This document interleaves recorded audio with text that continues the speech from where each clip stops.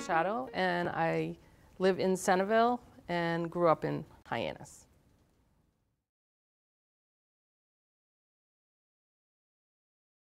It's being around the community in general. I used to like to be anywhere there were a lot of people and meeting people and getting to know their background and just getting to know people. It's always been important, even when as a little kid. I used to be, my parents they used to go nuts because I'd walk up to anybody and start talking to them and drive everybody crazy in our family because I just wanted to know people. It's quirky, I know. I did. I grew up right down the street from here. At the time, when I was beginning to grow up, it was right beyond the railroad tracks here on Old Colony Boulevard. Yes, as a kid, I was not allowed to walk down them because the boogeyman might be out there. And now it's kind of the same, but I didn't realize it at the time. You know, we have a lot of homeless, and we, unfortunately, I think there's more homeless today, but at the time, that was the same place they're still located. So some things change, some things don't. Well, I had Mr. Cross. He was a selectman here, and all his kids, Peter and Joni, and they were all involved. All the kids knew each other on the street, and we all played together. There was quite a group. I also had Mr. Schultz, Reverend Carl Schultz, who also was my minister at, and my dad's minister and grandparents' minister at the Federated Church in Hyannis. And a special man, Mr. Churchill, I don't know if anybody remembers him, but he was one of those people that all the kids would go to. He had this big garden and he used to let us play out in it and help them plant and helped us harvest. It was kind of fun, and he and Mr. Schultz and Mrs. Schultz all kind of hung out together a lot because they lived back to back, and we'd be hanging out with Mrs. Schultz or we'd be hanging out with not so much Mr. Schultz, but we always hung out with Mr. Churchill.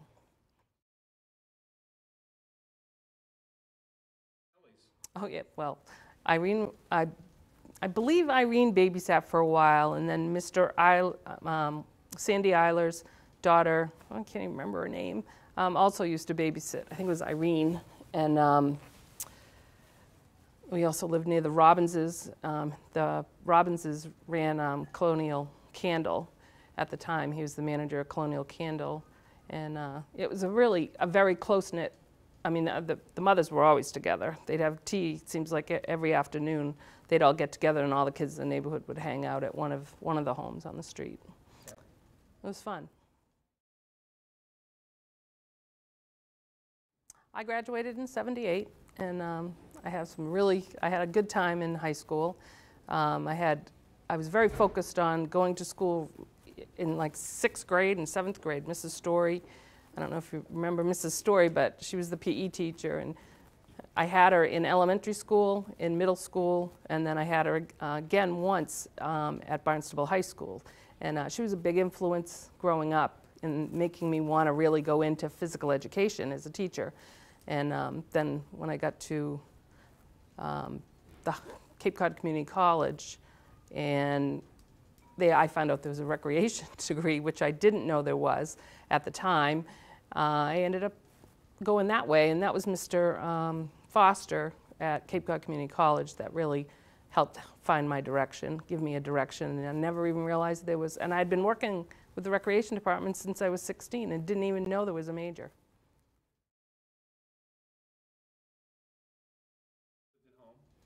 I lived at home, and I didn't have a lot of support for going to college.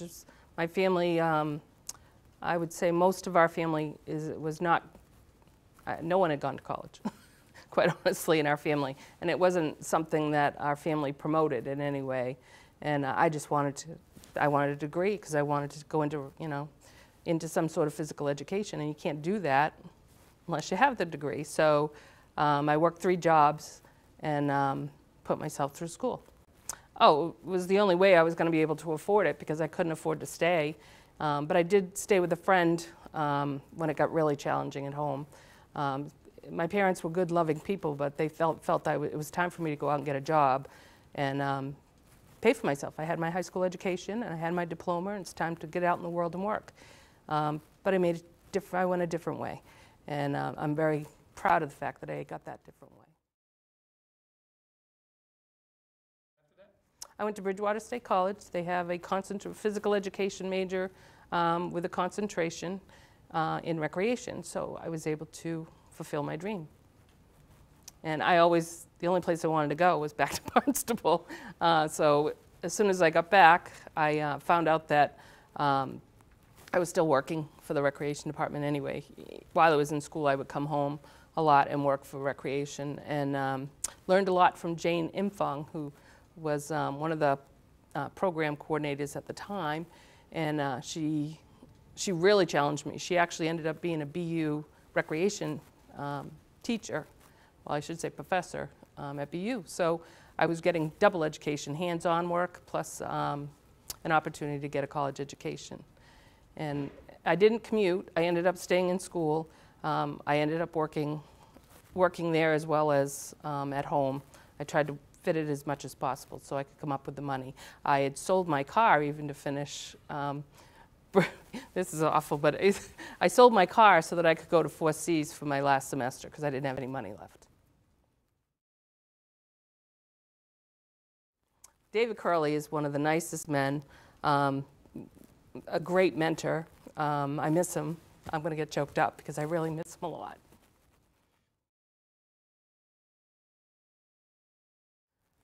Well, I think I'm proud of a lot of things. I would have to say, first and foremost, is all the people that we serve and the people that we get to meet, which goes back to the beginning of my youth growing up here.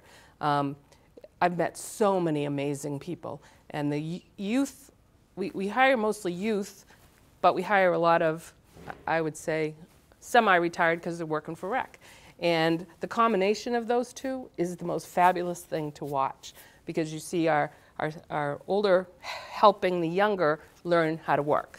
And a lot of them don't come with a huge work ethic, but our hope is that when they leave, they do leave with one. And it doesn't matter where they go in their path, but they've learned their work ethic here. And I hear it over and over and over again from many of the people that now are doctors, lawyers, and right down to, people that are running hotels and things, that most of what they use came from here, because there's so many facets that they're able to learn. That makes me proud that they learned it here in Barnstable, and they have great memories. Most of our staff are very close friends. Andy and I, my husband, and I both worked for the town in recreation, and look where we ended up, married and with a beautiful daughter. So what can I say other than I've got it all from Barnstable Rec. Well, I think we offer way more programs to the public. When they changed the finances and we had the revolving account put in, actually Proposition 2.5 changed things, and but we were still able to increase our programming because we have the revolving account opportunity. So we're able to add programs as needed that the community wants. So we have a 400,000 revolving account program. And we have boat building, knitting. We're not just sports. And when I was growing up, it was just mainly sports. It was basketball, softball, and soccer. That's it. That's all there was for opportunity when I was growing up. And the swimming lessons in the summer. And that's about it. We didn't have as many things. Now it's endless. And anytime somebody comes in and says, "Can you offer what is it called? Girls science class." And who thought kids would want that? It fills up. Boom, no problem. Yeah, after school program, fun, a blast. So you never know.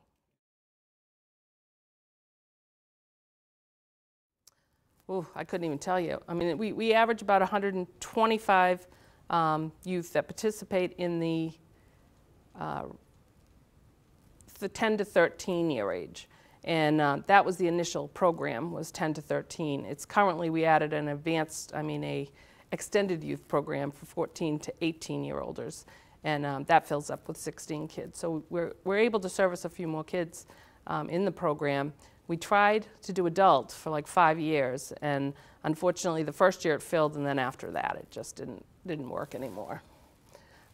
It started with Mr. Lenahan, Mr. John Lenahan, who happened to be a very close friend of my dad's, and what a great guy. He was so involved in everything, but he had just a real love of sailing, and the fact that the JFK actually was collecting money in the pool, and they didn't know what to do with it because they didn't need money. So they ended up giving the money and starting the JFK program with the recreation department in the town. And voila, there it is. Yes. Tell us about those people. Well, we've had different, the trust fund itself, the board,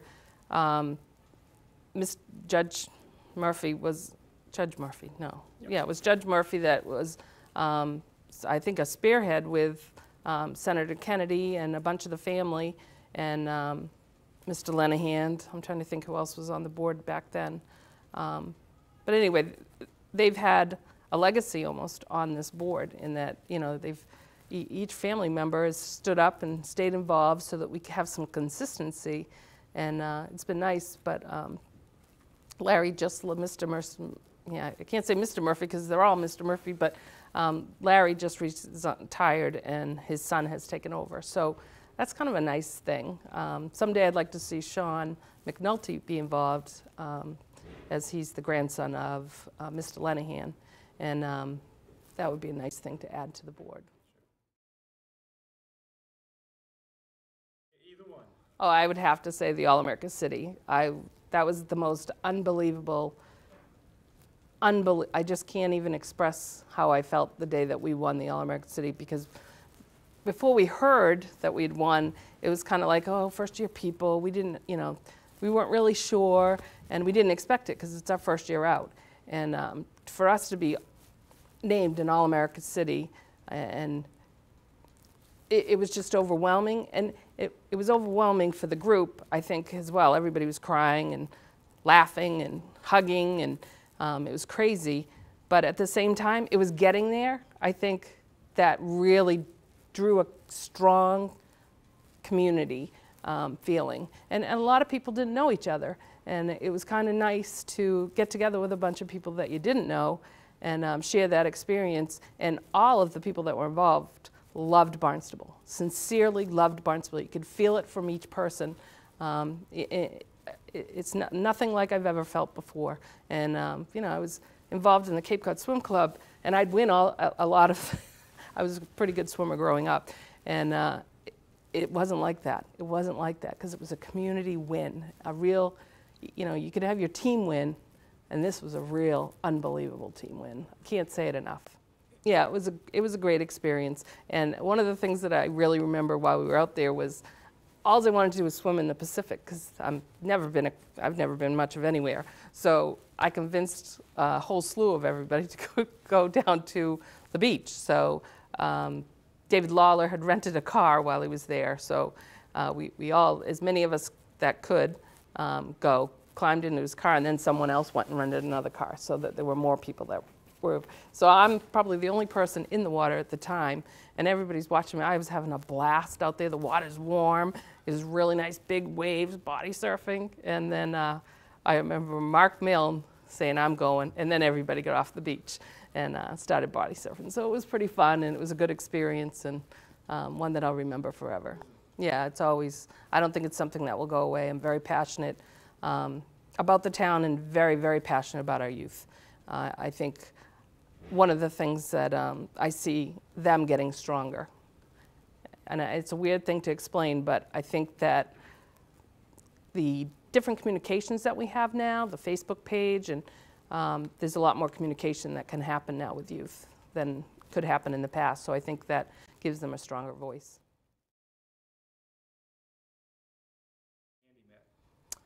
We both worked at, well, at the beaches. We actually graduated together, a class of 400 at Barnstable High School, and we didn't really know each other. We were walking down different lanes, I guess you'd say. And then we worked at Calumet Beach for a few years together. And we were close friends for about 10 years while I was in college. And then who would have known? No one I mean, all our friends said, you guys are going to end up married. I was like, I'm not even dating him, you know, I got nothing to do. But anyway, it ended up happening, and I'm very lucky, I'm very fortunate to have such a loving man who supports not just me, but the town. He's on the Board of Assessors here, and he has a great love for the town. And he was also in the Recreation Division, believe it or not, but I didn't meet him because he was working for boys and I was working for girls. So, and our beaches, he worked for the different side of the beach. We had a recreation beach back then and the Selectman beach. So I worked on the Selectman side and he worked at the recreation beaches. So we didn't really meet up until they merged. She's actually working for Sheriff Cummings as a correctional officer. She just started there last June. Well, actually started in April in camp in a, I don't know what they're called, not a boot camp, I don't know, but it seemed like a boot camp. She was doing a lot of running, and she loves it there. So I don't think she's going anywhere, and every time she looks to buy a house, which she's already looking at, she's always trying to figure out a way to get one in Barnstable. I love the summer. I really do love the summer, and the reason why is it's not even the weather, it's the people that I get to be with. Almost every young person and semi-retired person really has a passion for the Barnstable. Almost every person that works on our beaches is from Barnstable, and then the others are from Sandwich for the most part. And but the youth and the people that work for us in the summer really, really care about serving the community. And watching them serve the community gives me great joy. When you see people smiling and really enjoying recreational time, their leisure time, our staff really enhances their life and makes the quality of life here better on Cape Cod. And, you know, and I know there's challenges out there with people that want to get into beaches. I mean, we sell 22,000 beach stickers with volunteers, and it's a challenge because we don't have that many parking spots for everybody to get in. You know, I always say try Calumet Vets and C Street. They tend to fill up later, and your opportunities of getting in there are much better. However, now that we have a Facebook page, which I have no Facebook page, but the town has one where we're able to post when our beaches fill. So as soon as it's filled, I call our administrator and they post it.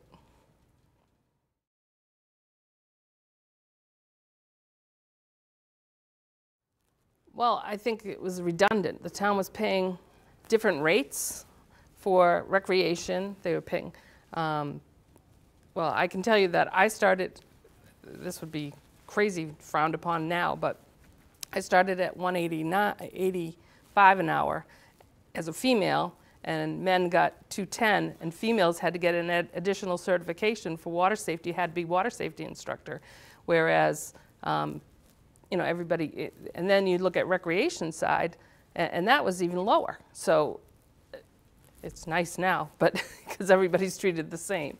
So I think there were so many things going on, and the training all needed to come together. We needed to have the same rules and regulations. We needed to make sure, and so everything turned over to selectmen. And then everybody went over to recreation. They put everything under recreation instead of having a private management group taking care of it. It was only summer management under the selectmen, whereas we had a full-time recreation department.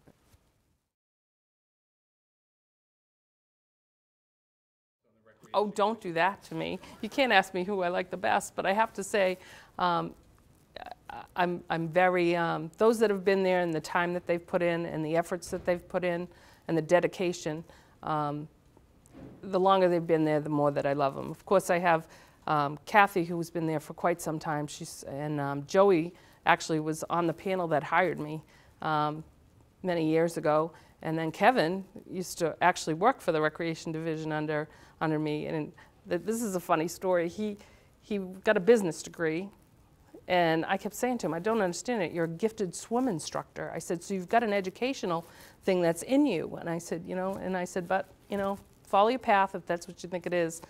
So he went out into the business world, then went back to school, got his educational degree. And so I take pride in the fact that I had some help in him going down the right path, because he is a very gifted teacher. But he's our chairman now.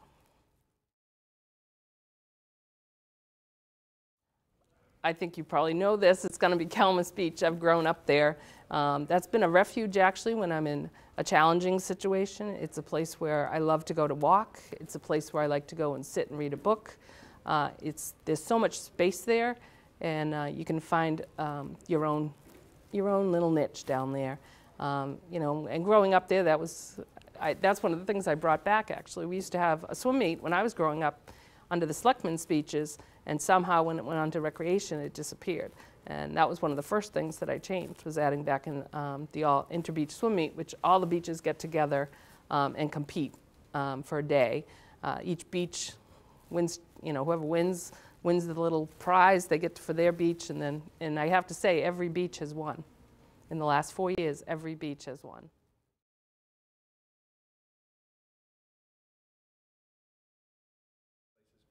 I think we're able to serve more public, and we're able to obviously offer more hockey, which was desperately needed at that time. Most of the kids were skating at 5 o'clock in the morning. Every day we had some program in there starting at 5, and so the days were longer. Unfortunately, this is an unfortunate change, that the kids don't start earlier now. It starts at 7 o'clock. So that's one of the changes. The old rink used to also be smaller, so much smaller that the community became stronger. This facility actually serves more, not just Barnstable, it serves Cape Cod. And so it's extended the community a little bit larger. So that's kind of nice. You get to know people from other towns and visitors. But I'm, of course, a little partial to my Barnstable people. So there's goods and bads with both. I love the fact that you watch kids really that have the same interests really bond. We had a lot of, public skate was crazy back then. And it didn't cost much either, which was a nice addition to the old, the old rink. Geez, I think it was free if you had a button when I was little. So you didn't have to have any money to get in. And of course now it's an enterprise account, so that's a big change. And so they have to make enough money. And they're doing so, and they're doing a nice job. I'd have to say that having so many facets in the building, so you have a real diverse group, which I think is awesome. You've got the basketball people, you have the kids that live in the village that are in there using, not just the village, the whole town is in there playing basketball and using the game room, and there's services there that are offered by the Lombard Trust Fund as well for kids to get tutoring and some help when they need it. And we have computers available, so there's so much opportunity in there that really enhance the community greatly. And it actually has helped the businesses and the businesses in general, including the motels and hotels.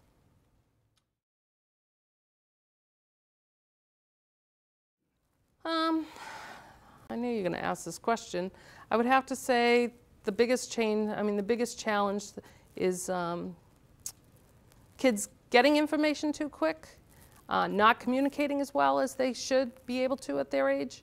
And that kind of disappoints me, in that the kids spend so much time on their social media and their phones, and instead of engaging in communication. I think that's, when they're playing basketball, they're communicating, but they're not really talking. And I find that I watch kids, I like to people watch too. So, I'm watching the kids and the parents at the youth center, and people are comfortable, and their kids go to the game room, and then, the parents will watch one of the kids on the ice or whatever. But there's not a lot of communicating going on. So that's what I see as the biggest challenge, is helping the kids communicate. And that happens in recreation, in every asset, whether it be passive or being involved. Your parent, I don't know, I can't explain it, I guess, as well as I should be able to.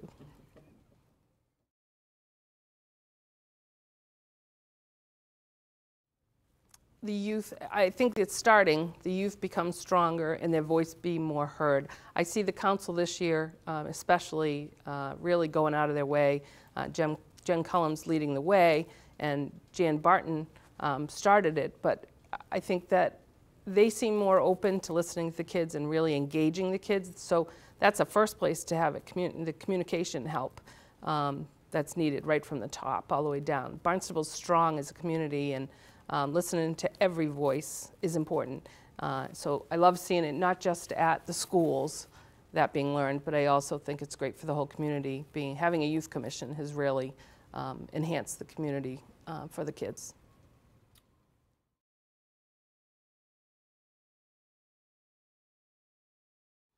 My first job was actually a lifeguard aide. Well, it wouldn't be called a lifeguard aide back there. It was just a lifeguard and a swim instructor. And I worked for Richie Toulis and Mr. Miranda. I don't know why I still see him as Mr. Miranda, I mean. And I think it was Bruce was his first name, but I never called him by that some reason. I don't know, maybe I was scared of him at the time. And then I ended up with Mr. Hare as before I became a professional. It was under Mr. Hare, and he was when I first came on, he was still the director, and he is phenomenal. He's a phenomenal mentor, and with him and David, to have them as mentors is just, I'm so blessed, truly blessed. I'm Patti Machado, and I live in Centerville and grew up in Hyannis, and proud of it.